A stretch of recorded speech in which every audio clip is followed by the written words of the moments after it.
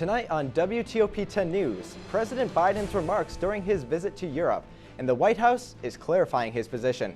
A New York state judge orders former President Trump to comply with the state's investigation into the Trump Organization. And snowy weather has returned to upstate New York, but how long will it last? WTOP 10 Nightly News starts now.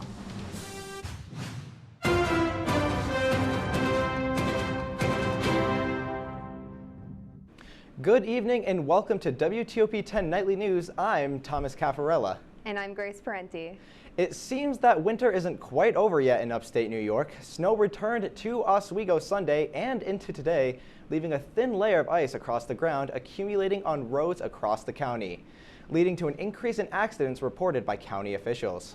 With Lake Ontario winds whipping across campus, the cold is nothing new to Oswego. Today, the wind chill difference was over 20 degrees for most of the day. Now let's turn to Storm Team 10 meteorologist Nicholas Casano. It seems the weather is changing by the day. What's causing these shifts, and is the warm weather going to return? Thanks, Thomas. The recent comeback of snow is due to a low-pressure system moving through the northeast. Since we live next to the Great Lake, more specifically Lake Ontario, lake-effect snow is a common occurrence. Over the weekend, we have had westerly winds which produce a large amount of fetch. Fetch is the distance the wind travels over water surface.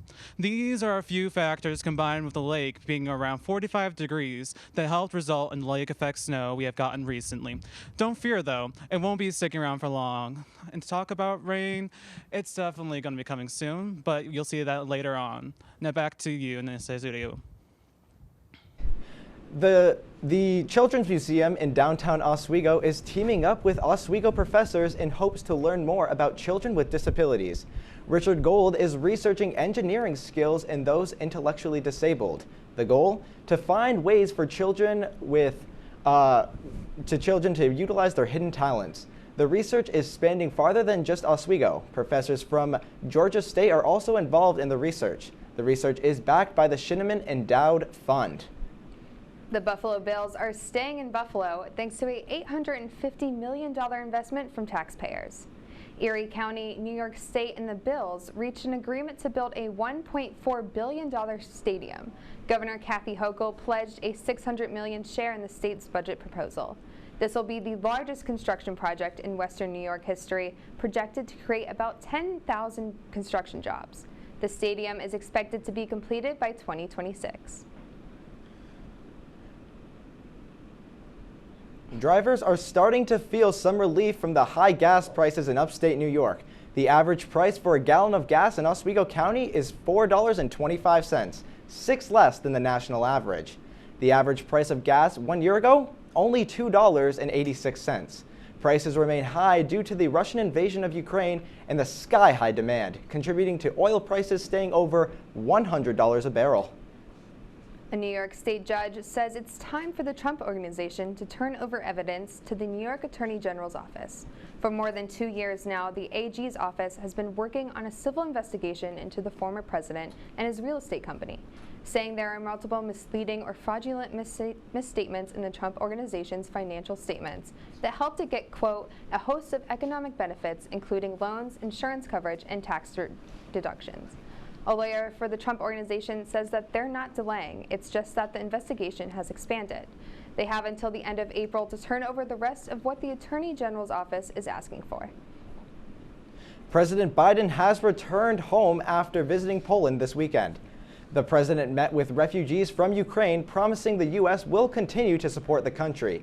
But he is currently under time. His remarks about Russian Vladimir Putin caused a global reaction. Chris Wynn reports. As Russia intensifies its missile strikes on Ukrainian cities in the west and the east, heavy fighting also continues in the south, where the mayor of the port city of Mariupol has called for a complete evacuation of the remaining population.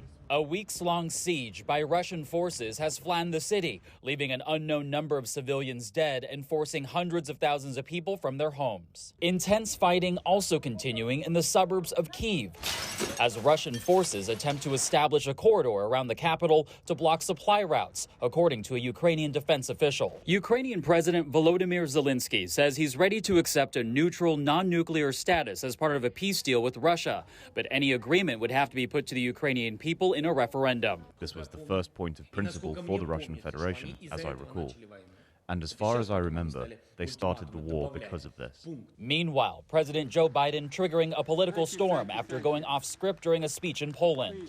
For God's sake, this man cannot remain in power. White House officials and Biden himself now trying to downplay the remarks, saying he was really arguing that Vladimir Putin can't be allowed to exercise his power over neighboring countries. It was expressing my outrage. He shouldn't remain in power.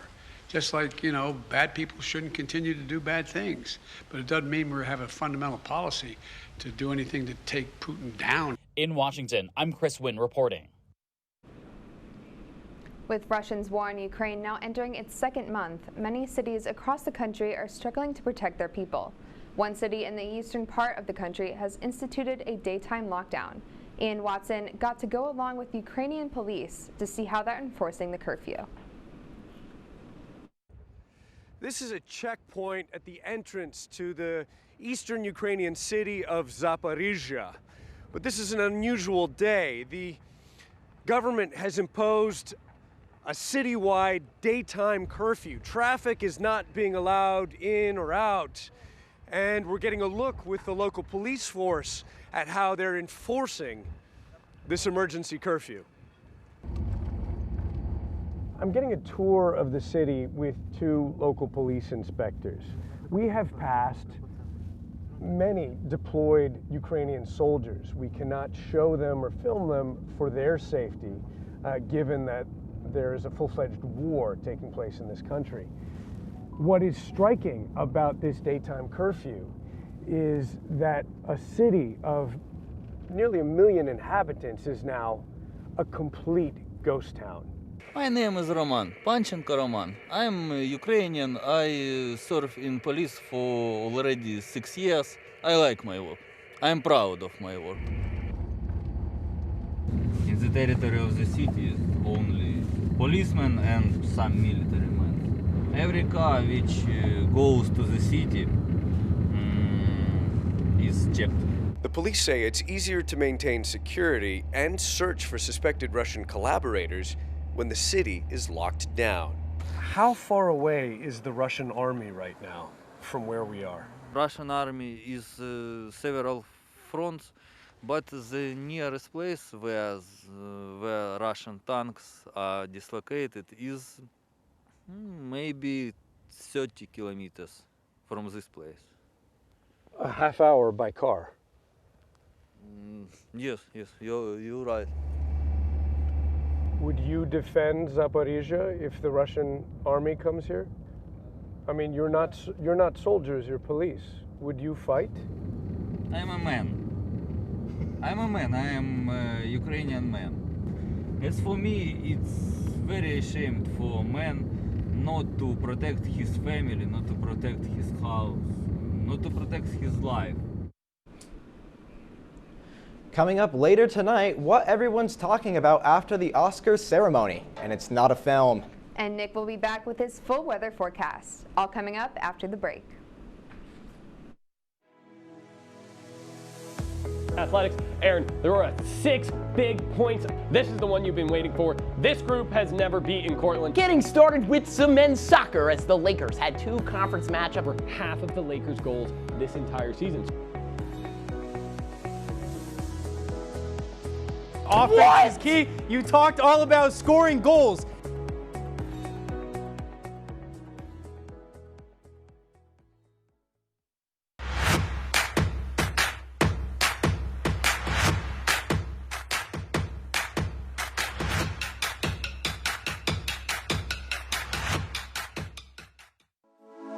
Good evening and welcome to WTOP 10 Nightly News. For the governor race with a strong lead, former Governor Andrew Cuomo is... Barlow announced the completion of a large building mural in downtown Oswego. The renovations on the Hewitt Union Building, turning it into the new Hewitt Hall. And as we move into tomorrow, that rain is going to be in our area. Moving to the Diamond now, as Sweet Caroline got a lot sweeter last night.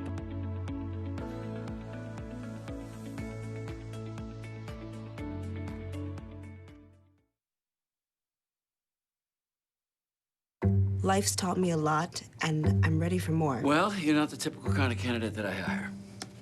but you are exactly what I'm looking for. Your company could be missing out on the candidates it needs most. Learn how to find a great pool of untapped talent at gradsoflife.org. We've been marinating chicken in all sorts of liquids for 24 hours.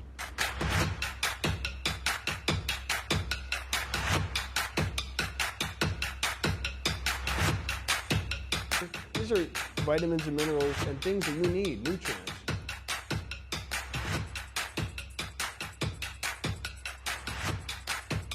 The chicken speedy is a staple of our culture.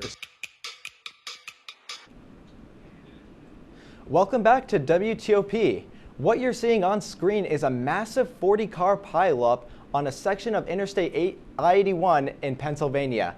Officials say the crash was caused by snow squalls in the area after snow-coated parts of the East Coast this weekend. We're back with Storm 10 meteorologist Nick Kuskin. Nick, what can we expect with this week's progressions? What we're going to be expecting is some windy days ahead, and we're not going to get snow around in this area. But if you live in the Finger Lake region, tomorrow you should be expecting some snow. And Thursday, be happy, we're going to go back to the 60s, but sadly, it's only for a day. So let's go into it. So if you plan on going near the shore of Lake Ontario, make sure you watch out because there's going to be a small craft advisory due to the winds and the waves. So if you're in a small boat or if you're just going to be by the shores, make sure you add that extra safety precautions around. Here is the radar for, the satellite view. As you can see over here, you can see that the system's kind of coming down and it's kind of moving down here in Pennsylvania, and you should be expecting some stuff. Tonight's forecast, it's going to be cloudy, 19 degrees, and luckily, no snow. A little break in that, and luckily, tomorrow, as we follow up, it's going to be cloudy, 33 degrees, and no more snow. But the only thing you have to worry about is, tonight it's going to be up to 25 miles per hour winds with some wind gusts possibly, and then tomorrow it's going to be northwest winds for 15-20 miles per hour, but that should kind of falter off by Wednesday. Now for you kiddos, when you go to school, around 8 a.m., it's going to be 22 degrees outside. It's still going to be cold, still going to be windy, so make sure you bundle up, make sure you're safe while you get out there, especially if you're walking. And then also when you come back around 3, it's going to be 27 degrees, sunny, and just nice, but it's still going to be a little cold with 27 degrees. Now for the next few days, we're having windy tomorrow. It's going to be 33 high, 21 lows. Wednesday, Thursday, showers, 43. Thursday, that's that 63 that we see. And as we continue on into the week, you can see 44, 40s, all high 40s, all low 30s. Rain stops by Saturday. So, have fun on Saturday. It's going to be nice and sunny.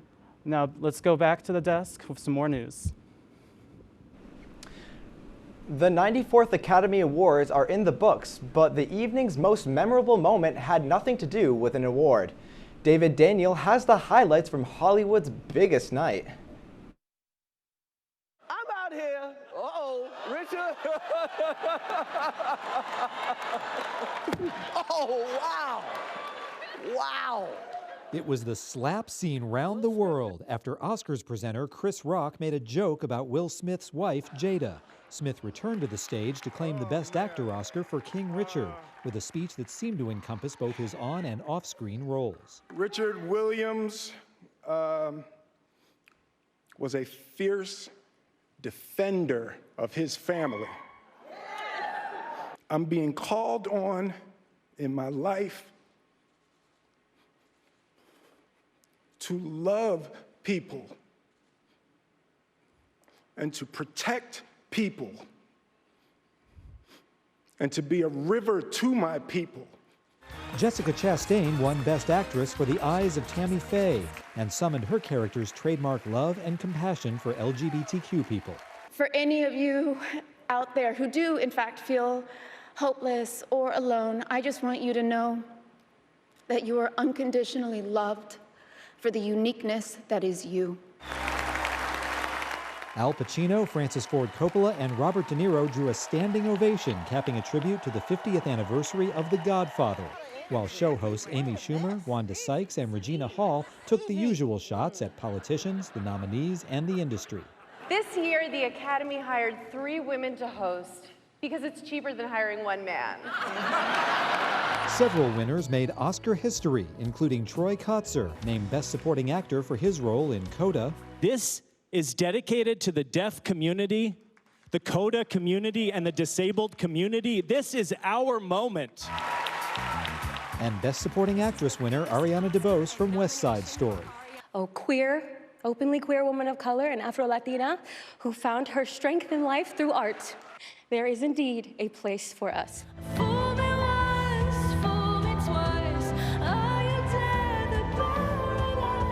Billie Eilish is the first Oscar winner born in the 21st century, winning Best Original Song. And Jane Campion became the 3rd woman and the 2nd in 2 years to win Best Director. I love directing because it's a deep dive into story, yet the task of manifesting a world can be overwhelming. That was The Power of the Dog's only Oscar win out of 12 nominations, while Coda went 3 for 3. In addition to Kotsur's win, Sean Hayter won Best Adapted Screenplay, and the small film about a child of deaf adults won the night's biggest prize, Best Picture. You guys have made such a wonderful and loving family on screen, but also off screen, and everybody want to be a part of it. In Hollywood, I'm David Daniel. Coda is the first film from a streaming service, Apple TV Plus, to win a Best Picture. And Dune was the night's big winner with 6 Oscars, including Best Cinematography and Visual Effects.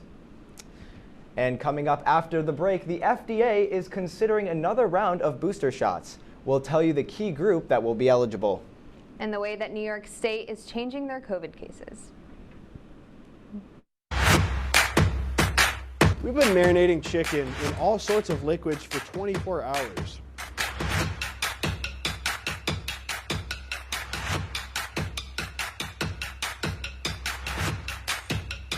These are vitamins and minerals and things that you need, nutrients.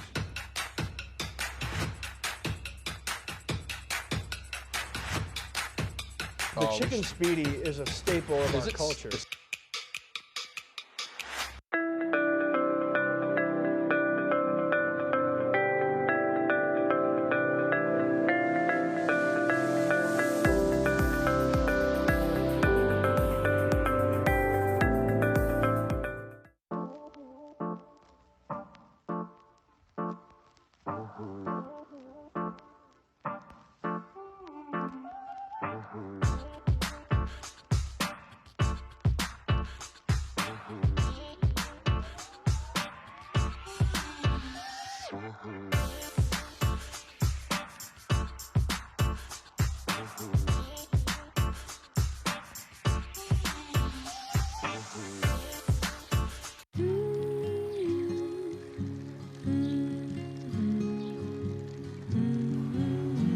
Of all the things you've done with your bike, donating it to Goodwill may be the most incredible of all. Goodwill. Donate stuff, create jobs. Good evening and welcome to WTOP 10 Nightly News. For the governor race with a strong lead, former Governor Andrew Cuomo is... Barlow announced the completion of a large building mural in downtown Oswego. The renovations on the Hewitt Union Building, turning it into the new Hewitt Hall. And as we move into tomorrow, that rain is going to be in our area. Moving to the Diamond now, as Sweet Caroline got a lot sweeter last night.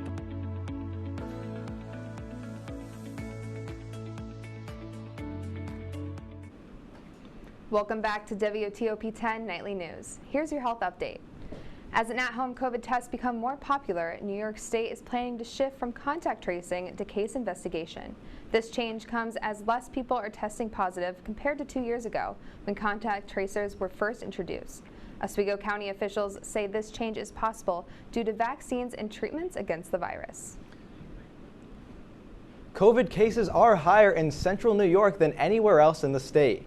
New York State Commissioner Dr. Mary Bassett is renewing calls for New Yorkers to get vaccinated and boosted if they have not already. Bassett also says that although the state mask mandate has been lifted, New Yorkers should feel comfortable wearing masks if they choose to do so. Some Americans could soon be getting another booster shot. The Biden administration is expected to give Americans over the age of 50 the option to get a second booster. This action by the White House is not official, is not official second booster recommendations, but would give people over 50 the option. The FDA is expected to meet to discuss additional boosters next week. As COVID cases drop across the country, flu numbers are on the rise. This increase is coming at an unusual time this year. Mandy Gaither has more in today's Health Minute. In the U.S., the CDC says flu season typically peaks between December and February, but in many parts of the country, flu activity is now climbing. The flu's not a joke. People still die from the flu. The latest numbers from the CDC show flu cases are rising in most places across the U.S., but are still lower than pre-pandemic seasons. Still, this season, the CDC estimates there have been at least 3.1 million flu cases, 31,000 hospitalizations, and around 1,800 deaths, the highest levels of flu recorded right now in the central and south central regions of the country, where some schools have had to cancel classes due to the surge of cases. This comes after a nearly non-existent flu season last year. The COVID virus is a respiratory virus also. So the measures that have been useful and helpful decreasing transmission of that virus have also played some impact on the influenza virus. Emergency medicine Dr. Daniel Bachman with Ohio State University Wexner Medical Center says the rise in cases could be because many of those public health measures like masking and social distancing are being relaxed. He says it could also be the natural flow of the virus itself and says it's not too late to get a flu shot. You can also help slow the spread if you develop symptoms. If you have those symptoms, then try to limit your exposure to other people. For Health Minute, I'm Mandy Gaither. You can lower the risk of getting the flu by washing your hands and not touching your nose and eyes. You can also wear a face covering if you have flu symptoms. And coming up in sports, it's Jake Johnson. Jake, can we give us a quick preview? What's going on, everyone? I'm Jake Johnson. Coming up, SUNYAC play for women's lacrosse has started. Also, the United States in the World Cup. Could they be there? Maybe. We'll see in November. All that and more coming up on WTOP 10.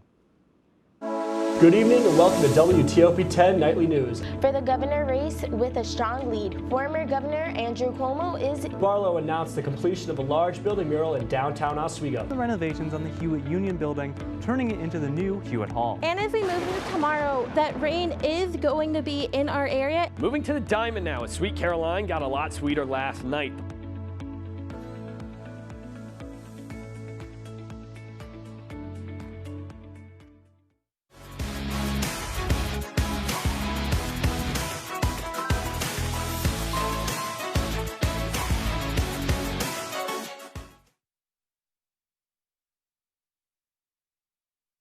Major Discussions is the new show that explores the stories of students right here on campus. I personally came here to SUNY Oswego for the broadcasting program because I love to hear people's stories and to do work just like this.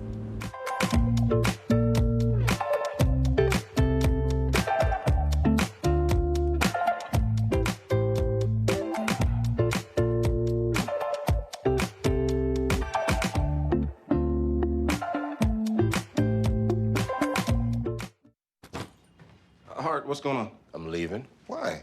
What did I do? Not enough. The pressure is too much. I quit. I get it. I can do better. Just please don't leave. Don't let your heart quit on you. Get your uncontrolled high blood pressure to a healthy range before it's too late.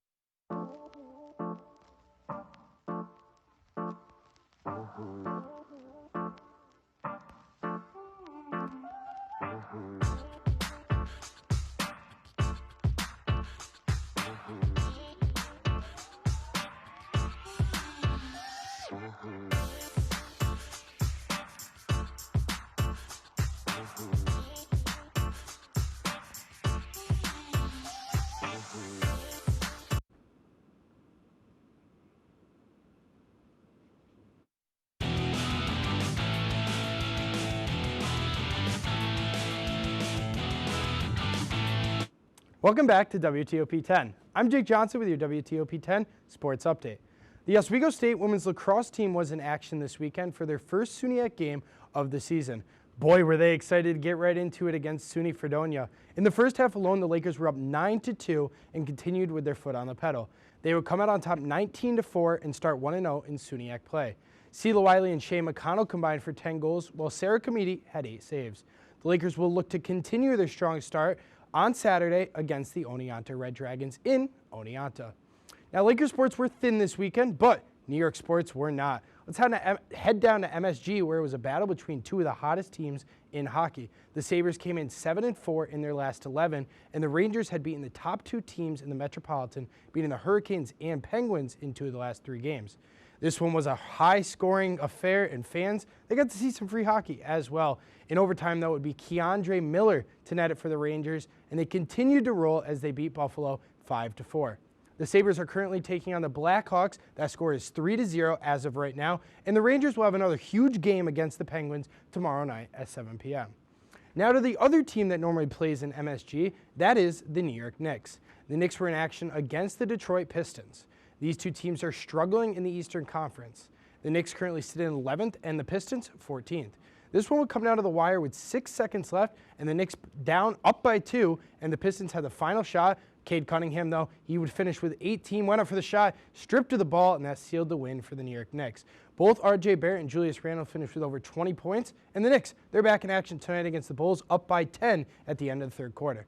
Now, over to the building where Kyrie can finally play, the Barclays Center in Brooklyn. The Brooklyn Nets were taking on the Charlotte Hornets.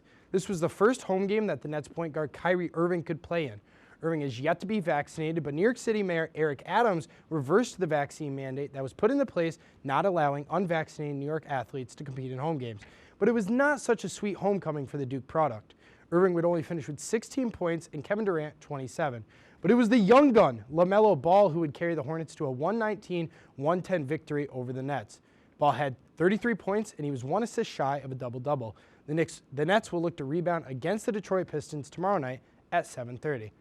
It's been almost 4 years since the last World Cup, almost 10 years since the last time the U.S. played, and they take on Panama in Orlando, the World Cup qualifying play. Starting off here, Will Zimmerman. He's in the box. He gets slammed, going down hard in the box. That only means one thing. It's going to be a PK. You see on the VAR there, PK, Christian Pulisic stepping up. This one he's going to send right to the left. I mean, the goalie went the other way. Christian Pulisic, that's as easy as it comes for him. Now, setting it up, Anthony Robinson drops it in and just perfectly off the top of the head of Paul Areola. It's now 2-0 United States. Now coming in as they go down the right side, putting it in front, and an easy shot for Jesus Ferrari. Right there, right spot, right time, tucks it in. Now a little bit longer, another right in extra time as the end of the first half. Going down again in the box is going to be Miles Robinson, and he ends up missing. Now Pulisic, another chance. This time, buries it. Top right. Christian Pulisic, yeah, a little 2 goals there for him. Now, I mean, magical. Oh, a little Meg, a little step, a little there. That's a hat trick. That's a Christian Pulisic hat trick for the United States soccer team. And the USA would go on to win 5-1 over Panama. Now they're going to face off against Costa Rica on Wednesday. They're going to be either advancing to the World Cup with a win or draw on Wednesday. Now they can lose, but if they lose by 6 or more, the United States, they're in jeopardy of missing the World Cup, guys. Well, I didn't even know soccer was really going on right now, if I'm going to be honest with you, so thank you for keeping me up to date with that. That is our report for tonight. Be sure to stay tuned for the Son of Sauce show. Thank you for watching, and have a great night, everyone.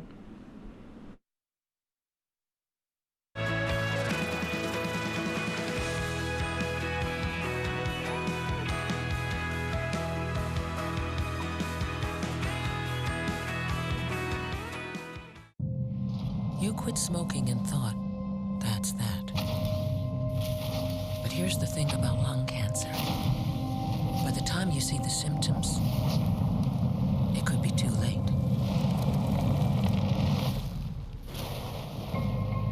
But now, there's a new scan that can detect lung cancer early, when it's more curable. If you smoked, get scanned. Talk to your doctor or learn more at savedbythescan.org. Good evening and welcome to WTOP 10 Nightly News. Total, Baldwin faces 32 charges. Saturday, I went to Woodchuck Saloon. Too much temperature change. 1310 meteorologist. 2 as well. Visions for Tanner Spink. Go to 2-1. 2 with 6 and 10 on the year.